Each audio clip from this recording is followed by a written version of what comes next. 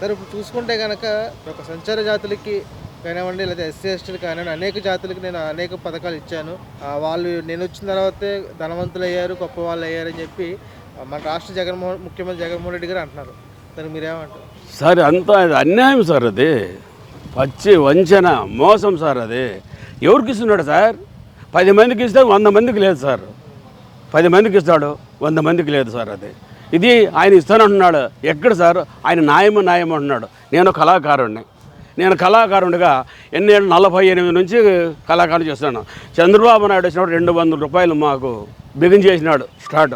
అప్పటికి చంద్రబాబు దిగిపోయేటప్పటికి 3000 రూపాయలు అయినాయి సార్ మాకు కళాకారులకు. రాష్ట్రం మొత్తం మీద కళాకారులు మొత్తం అందరూ కూడా కళాకారుల పెన్షన్ 3000 రూపాయలు అయింది. ఆయన దిగిపోయినాక ఏదో మళ్ళీ ఆయన వచ్చాడు, ఆయన చూస్తానన్నాడు. మన బీసీలకు బాగా చూస్తాను, బెస్సీలకు బాగా చూస్తాను, మైనారిటీలు బాగా చూస్తాను, అందరూ నా వాళ్ళే బాగా చేస్తాను అన్నాడు. ఆయన గెలిచినాడు సార్. గెలిస్తేనేమైంది, ఆ ఇంట్లో ఉండి అపరిచితుడు అనేవాడు గట్టుకొచ్చినాడు సార్. వస్తేనే విన్నాడు ప్రజావేదికను కూల్చేసినాడు.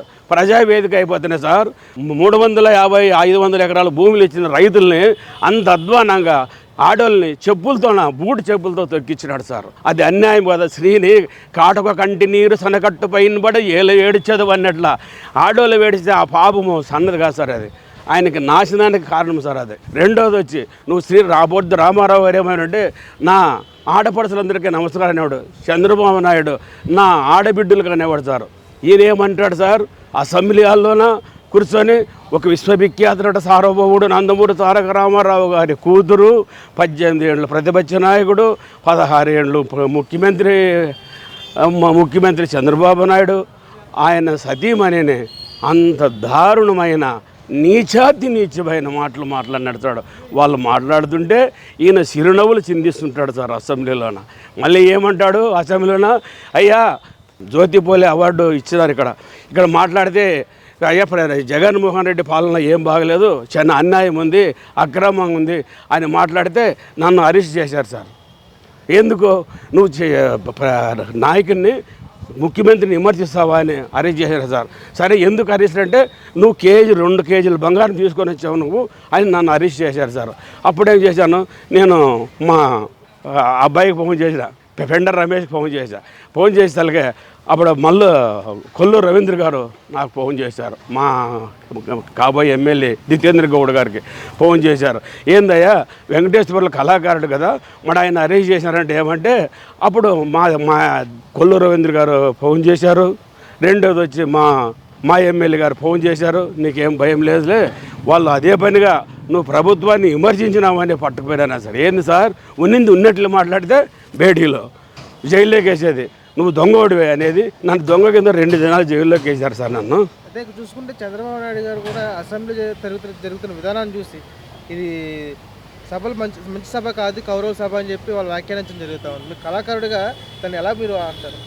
ఏమన్నాడు సార్ అసెంబ్లీలోన? ఇది నీచమైన వాళ్ళు ఉన్నారు, ఇక్కడ దుర్మార్గులు ఉన్నారు, ఇక్కడ ఉండేది గౌరవమైన సభ కాదు, ఇది కౌరవుల సభ. ఇక్కడంతా నీచమైన వాళ్ళు ఉన్నారు. ఈ నీచమైన వాళ్ళ సభలో నేను ఉండను అని ఆపొద్దు ప్రతిజ్ఞ చేసినాడు సార్.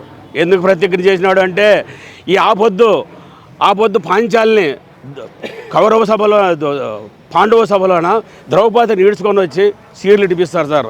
ద్రోణ భీష్మాస్పద దామోకృప అందరూ ఉంటారు సార్. ఆ సభలో ఉన్నప్పుడు కూడాను అప్పుడు భీముడు ఏం చేస్తాడంటే నా ఎదురుగా నా భార్యని సీర్లు ఇప్పుతారా అని ఆవేశంతో కోపమైనవాడు ఏం చేస్తాడంటే భీముడు అన్నయ్య అంటాడు, నాయన శాంతించు అంటాడు. శాంతించేది కాదు. ఈ పొద్దు చంద్రబాబు నాయుడు ఏ ప్రతిజ్ఞ చేసినాడు, తన భార్యకు అవమానంగా మాట్లాడినందుకు నేను ఈ సభలో రాను అన్నాడు. పొద్దు భీముడు ఏం చేసినాడు, తన భార్యకు అన్యాయం జరిగినందుకు ఓ ప్రతిజ్ఞ చేసినాడు సార్.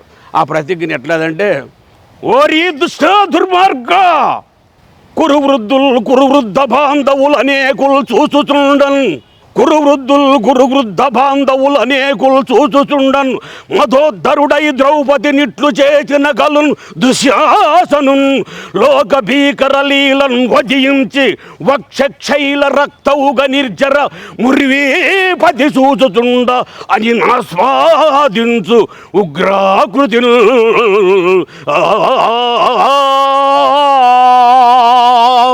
సార్. ఆ పొద్దు చంద్రబాబు నాయుడు ఎందుకు చేసినాడంటే ద్రౌపదికి ఎంత అన్యాయం జరిగిందో నా ఎదురుగా నా భార్య ఇట్లా అంటారా వీళ్ళని చేస్తారు సార్. ఇది ఎక్కడైనా ఇది వాళ్ళ దుర్మార్గులు. ఆ దుర్మార్గుల్ని తప్పకుండా ఆ భగవంతుడు శిక్షిస్తాడు సార్. ఆయన మంచివాడు కాదు, పాపాత్ముడు, దుర్మార్గుడు.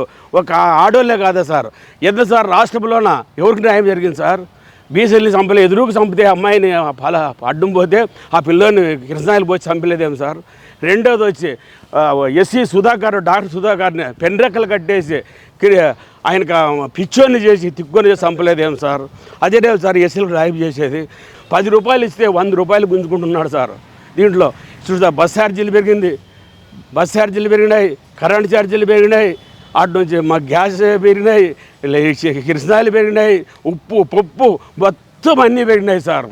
అన్నీ పెంచేసినాడు సార్. ఒక్కటిగా సార్ చంద్రబాబు ఉన్నప్పుడు ఏదైనా పెంచిందేం సార్? ఇంత దారుణమైంది ఏమి లేదు సార్. ఇది చాలా అన్యాయమైన ప్రభుత్వం. ఎట్లయితేమో సార్ ఇప్పుడు ప్రజలందరికీ నమస్కారం చేసి చెప్పుకున్నాము. ఈ దడవ మనము సైకిల్ గుర్తుకు ఓటేసి చంద్రబాబు నాయుడిని ముఖ్యమంత్రి చేసుకుంటే మన ఊరికి, మన గేరికి, మన పిల్లలకి, మన భవిష్యత్తు మనకుంటుందని చంద్రబాబు నాయుడికి ఓటేసి చంద్రబాబు నాయుడిని ముఖ్యమంత్రి చేయాలని కోరుకుంటూ ప్రజలందరికీ నమస్కారం చేసుకుంటున్నా. అయితే మీ యొక్క కళాకారుడిగా ప్రస్తుతం జరుగుతున్న ఈ యొక్క వైసీపీ కానీ లేకపోతే టీడీపీ జనసేన పార్టీ కలిసి వెళ్తున్నాయి కానీ ఏ విధంగా సపోర్ట్ చేస్తూ ఉన్నారు Telugu Desam party, Janasena party? Sir మేము చూసినంత వరకు జనసేన పార్టీ వాళ్ళు కూడా వాళ్ళు సాయం చేస్తున్నారు, వాళ్ళు మాతో కలిసి వస్తున్నారు.